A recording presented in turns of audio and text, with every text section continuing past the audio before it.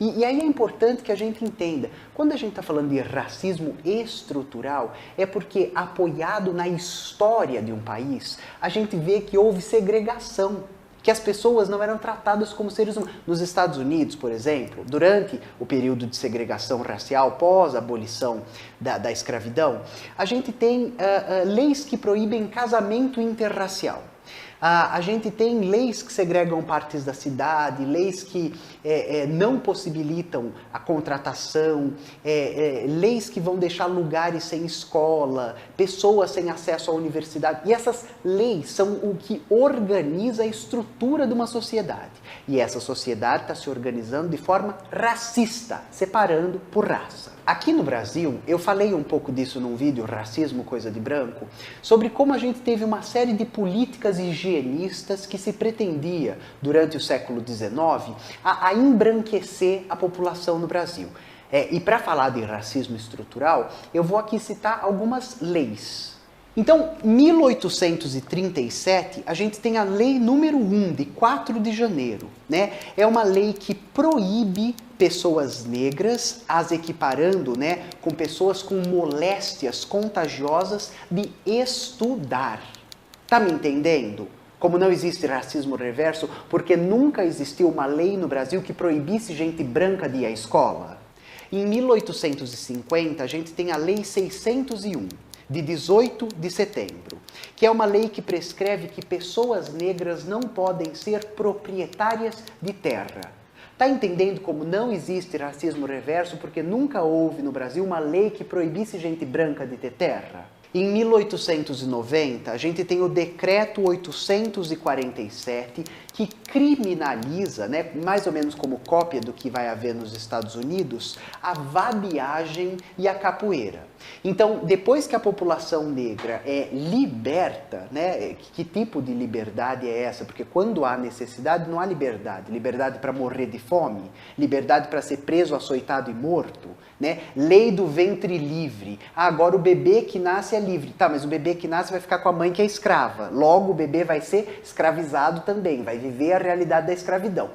Esse decreto, ele torna crime vadiar. Andar por aí sem casa e emprego. Mas a população acabou de ser liberta, eles não têm casa nem emprego. Para onde eles vão? Para a penitenciária. Vale contar para vocês, apoiada no doutorado do Reinaldo Santos de Almeida, né, um teórico do direito aqui do Brasil, que ele tem um doutorado sobre as tentativas de criminalização do samba.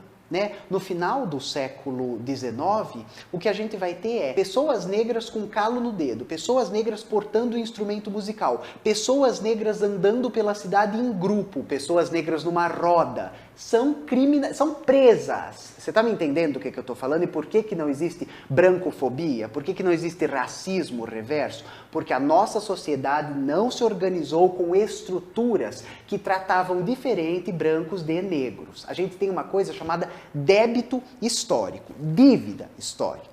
O país se constrói em cima de sangue, suor e lágrima de gente negra, de gente indígena. E agora, não adianta você falar, não, mas já passou. Nada passa, né? A gente tem uma herança maldita dessa época. Quando a gente está falando sobre discriminação e fobia religiosa, né, vai aparecer aqui na tela a notícia da mãe que perdeu a guarda da filha porque a filha foi iniciada no candomblé. Né? Ninguém perde a guarda do filho porque o filho foi batizado na igreja católica.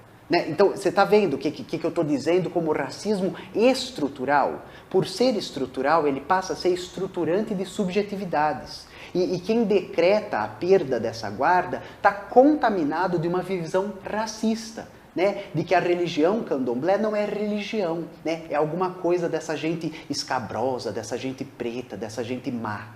O antropólogo e professor da USP, Wagner Gonçalves da Silva, autor do livro Exu, o Guardião da Casa e do Futuro, vai nos mostrar como é esse processo de criminalização e de tratamento diferenciado das religiões de matriz africana no Brasil.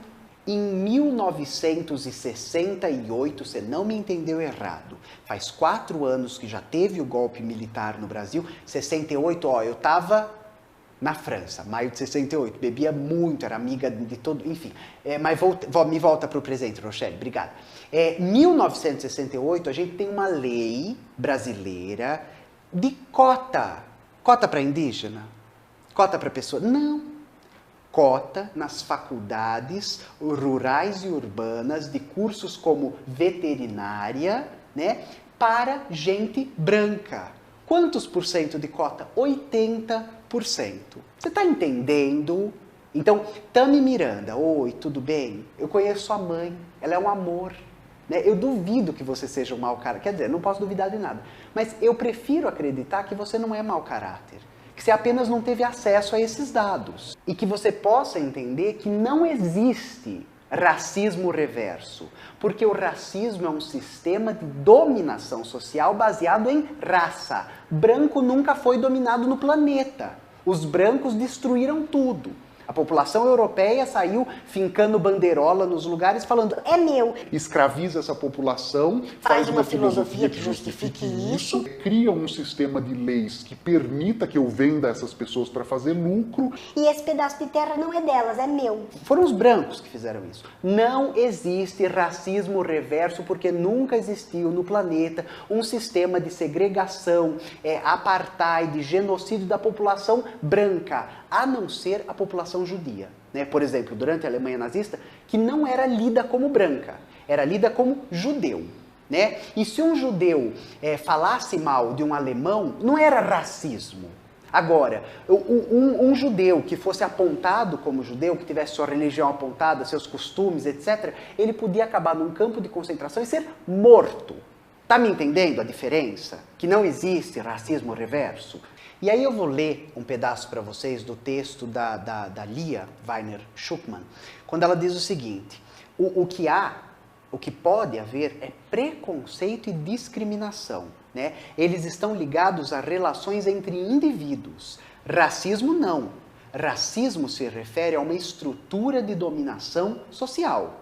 Ou então quando ela diz o seguinte, em geral, para que haja racismo contra um grupo, é preciso que haja uma história de longa duração de dominação de um grupo contra o outro, baseado na ideia de superioridade racial.